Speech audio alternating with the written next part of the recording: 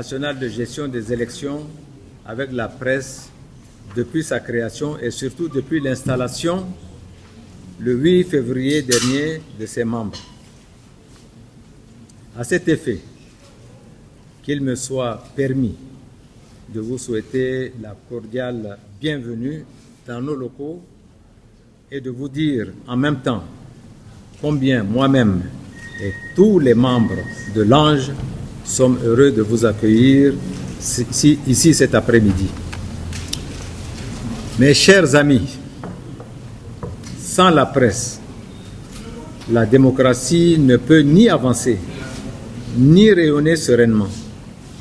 Sans le précieux concours de la presse en matière d'information, de sensibilisation et d'éducation, il n'y a point de réussite dans l'organisation des élections partout dans le monde. Ce n'est pas seulement ici dans notre pays. C'est pourquoi l'Ange compte particulièrement sur vous pour l'accompagner tout au long du processus électoral en cours afin d'informer et d'éclairer l'opinion nationale et internationale. Dès lors, vous comprenez aisément que la présente rencontre est non seulement la première d'une longue série, mais qu'elle pose les jalons d'une collaboration qui se veut franche, fructueuse et responsable. Elle vise, par ailleurs, à vous donner quelques éléments sur l'Agence nationale de gestion des élections ainsi qu'un aperçu du chronogramme établi. Mesdames et messieurs les journalistes, comme vous le savez, c'est à la suite du décès brutal et tragique du maréchal du Tchad, Idriss Déby Itno, paix à son âme, le 20 avril 2021, que notre pays est entré dans une période de transition après une première phase de 18 mois.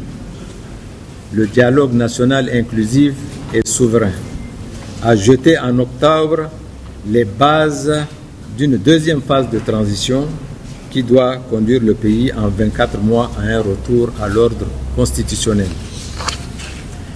La première étape essentielle de ce processus résidait dans l'organisation d'un référendum constitutionnel, suite à l'adoption par voie référendaire d'une nouvelle constitution le 17 décembre dernier.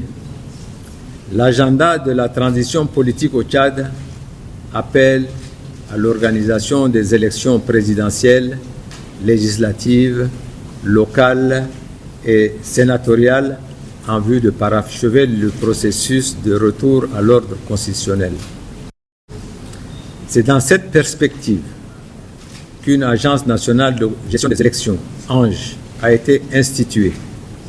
En effet, il vous souviendra que c'est au cours du dialogue national inclusif et souverain que les acteurs politiques, soucieux de crédibiliser le processus électoral, se sont accordés sur la nécessité de mettre en place une institution de gestion électorale libérée de tout lien hiérarchique avec les autres institutions de l'État.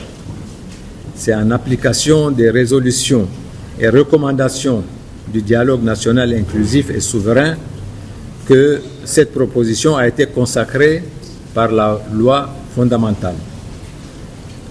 Organe indépendant, impartial, neutre et permanent, l'Agence nationale de gestion des élections a pour mission principale d'organiser des élections libres, transparentes, démocratiques, en se fondant sur les acquis des structures antérieures en charge des élections.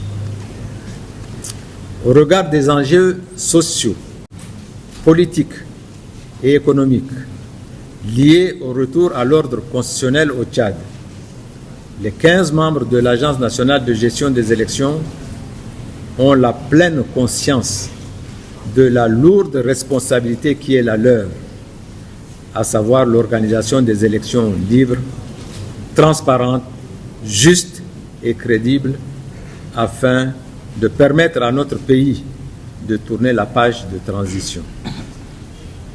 C'est pourquoi ils resteront fidèles au serment qu'ils ont prêté devant le Conseil constitutionnel le 8 février dernier et accompliront leur mission avec probité, droiture et loyauté envers le peuple tchadien. Mesdames et messieurs les journalistes, l'organisation des élections dans notre pays, qu'elles soient locales, législatives, sénatoriales ou présidentielles, doit tenir compte de nombreux paramètres à la fois endogènes et exogènes, des facteurs humains et naturels, et ce, au-delà des questions techniques et financières. Nous savons tous que la deuxième phase de transition de 24 mois, décidée par consensus au dialogue national inclusif et souverain, prendra fin le 10 octobre prochain, c'est-à-dire dans moins de 8 mois. Au-delà de cette date, le pays tombera dans un vide juridique. Il est donc impératif que les élections aient lieu avant le 10 octobre prochain. Il est à relever, ainsi que la faiblesse de nos infrastructures routières et les caprices de la nature ne permettent pas l'organisation des élections pendant la saison des pluies. Les scrutins ne peuvent donc se tenir qu'avant ou après celle-ci. Après avoir fait le point de la situation, des acquis techniques, et examiner les voies et moyens pour faire des ajustements nécessaires, l'Agence nationale de gestion des élections peut annoncer aujourd'hui au peuple tchadien qu'elle est en mesure d'organiser l'élection présidentielle avant la saison des pluies. D'ores et déjà, l'Agence nationale de gestion des élections entame l'installation de ces démembrements.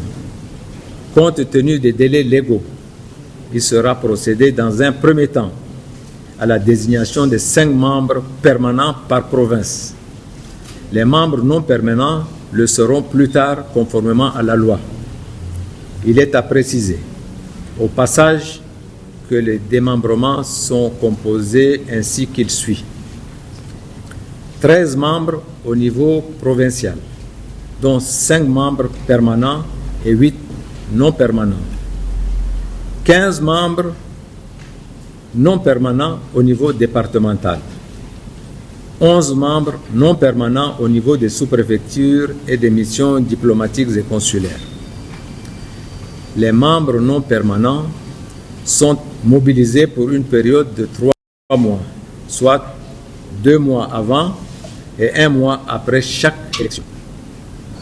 Mesdames et messieurs les journalistes, après avoir aussi analysé en profondeur les conséquences juridiques attachées aux différentes institutions à mettre en place par les prochains scrutins, il est apparu que le risque de vide juridique à encourir est beaucoup plus lié à la présidence de la République. Aussi, importe-t-il de placer le scrutin présidentiel en tête des élections à organiser. Suivront ensuite les législatives, les locales et les sénatoriales. Forte de cette conviction et en tenant compte qu'un recensement électoral n'est pas techniquement faisable, l'Agence nationale de gestion des élections a arrêté un chronogramme réaliste et réalisable qui s'articule notamment autour des points ci-après. Du 6 au 15 mars 2024, dépôt des candidatures à l'élection présidentielle. Le 24 mars 2024, publication des listes des candidats retenus par le Conseil constitutionnel. Du 14 avril au 4 mai, campagne électorale pour le premier tour de l'élection présidentielle. Le 6 mai tenue du premier tour de l'élection présidentielle. Le 21 mai 2024, proclamation des résultats provisoires du premier tour. Le 5 juin 2024, proclamation des résultats définitifs par le Conseil constitutionnel. Du 6 au 20 juin 2024, campagne pour le deuxième tour de l'élection présidentielle. Le 22 juin 2024, deuxième tour de l'élection présidentielle. Le 7 juillet 2024, proclamation des résultats provisoires. Le 20 juillet 2024, proclamation des résultats définitifs du deuxième tour par le Conseil constitutionnel. Il va de soi que la publication des listes électorales et la convocation du corps électoral seront faites conformément aux dispositions du Code électoral. L'Agence nationale de gestion des élections invite donc les acteurs politiques à se préparer à cette compétition dans le respect de la Constitution et du Code électoral. Pour sa part, l'Agence nationale de gestion des élections prendra toutes les dispositions nécessaires pour l'acquisition du matériel électoral, assurer la formation des agents électoraux ainsi que le déploiement des équipements électoraux. L'Agence nationale de gestion électorale ne ménagera aucun effort pour relever les défis et garantir la sincérité des suffrages qu'auront exprimé les électeurs à l'occasion de toutes les élections dont elle a la charge. Je voudrais enfin profiter de l'opportunité qui m'est offerte pour lancer un appel à la direction des partenaires techniques et financiers afin qu'ils nous accompagnent fortement dans la mise en œuvre du processus électoral dans notre pays. Je vous remercie de votre aimable attention.